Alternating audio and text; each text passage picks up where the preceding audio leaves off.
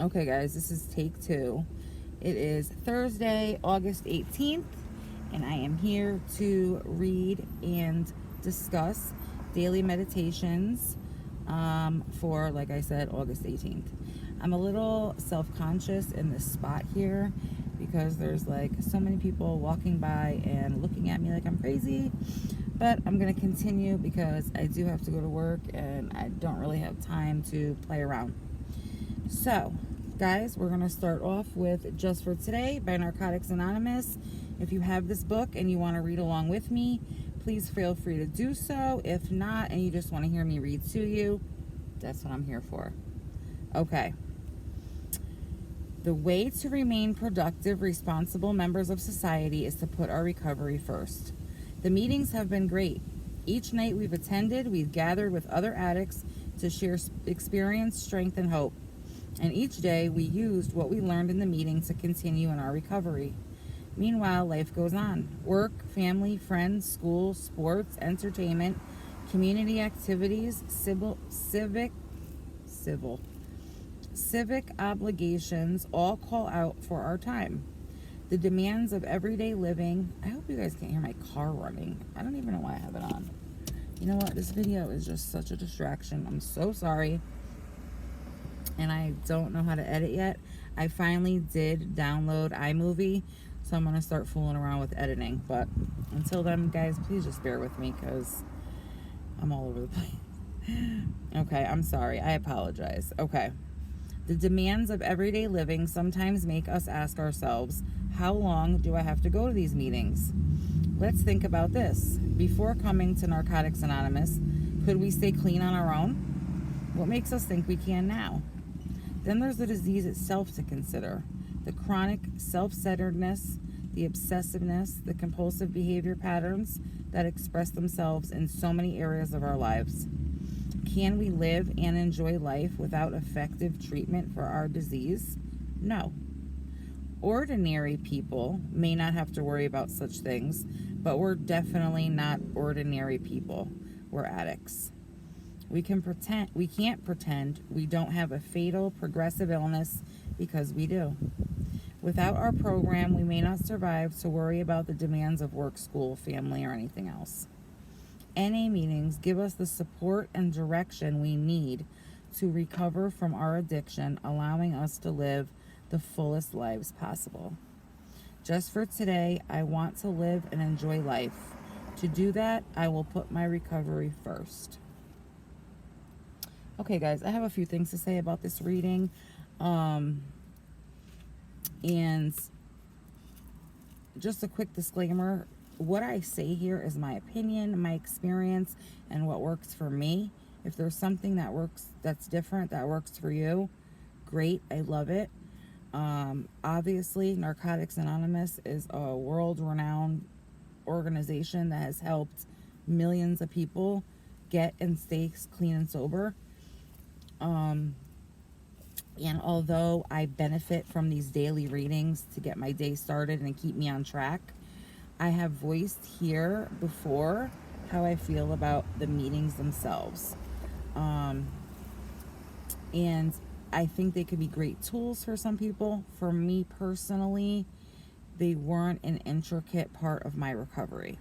For me, what was important was separating from everybody and staying focused on myself and what I needed to do in my life, and then that absolutely helped my recovery.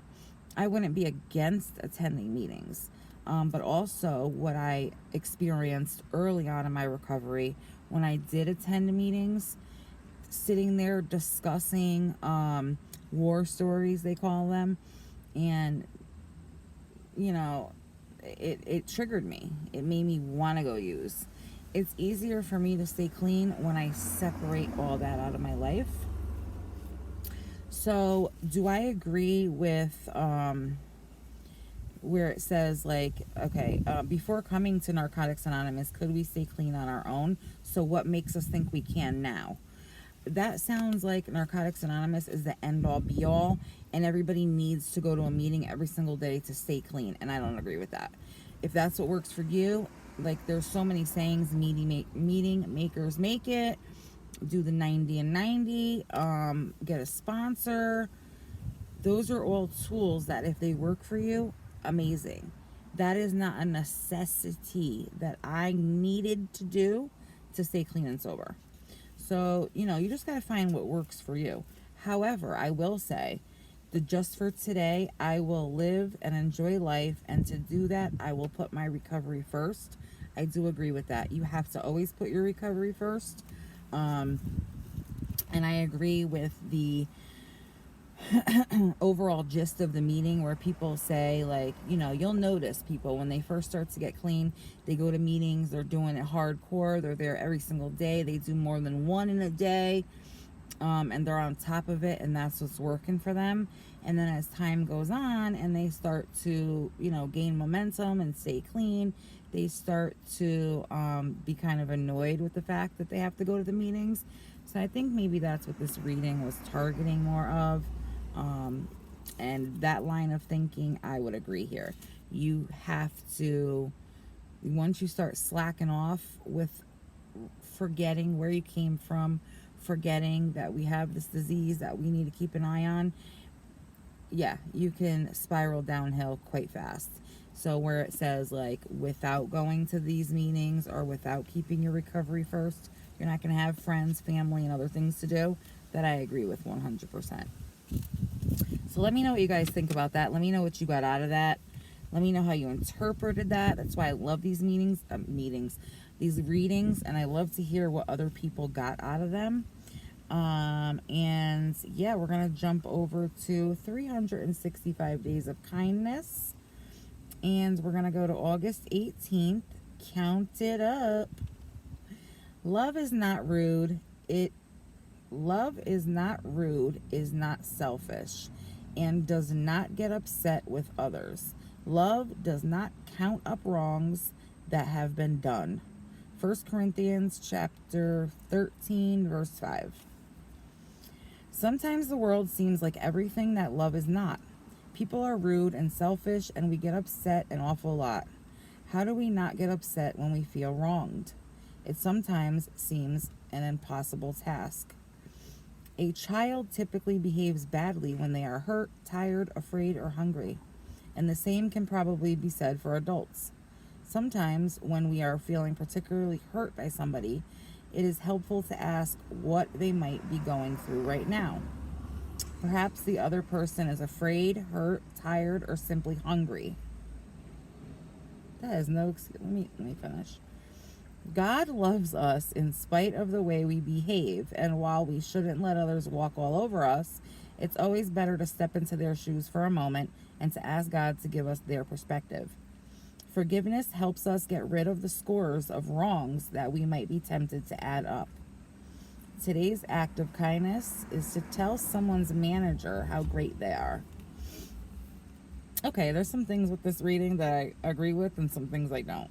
So, yeah, although that has helped me quite a lot, to not take things so personally when people lash out at me, because I'm a server, I'm a waitress, I don't know if I've said that here before, I'm sure I have, and I deal with that quite a lot, and it's hard not to take it personally, but it has helped me to just kind of take a step back and be like, I have no idea what they're going through right now. They could have just learned that their husband passed away or their wife on the way into this restaurant. So that has helped, although it's very hard to do in the moment. And if you're an adult and you're treating other people like shit because you're tired or hungry, no. I'm not forgiving that. That's you shouldn't be doing that as an adult, okay? I'm tired like all day, every day. No, that's no excuse. So we all need to try to do better. And the act of kindness, tell someone's manager how great they are. I absolutely love that.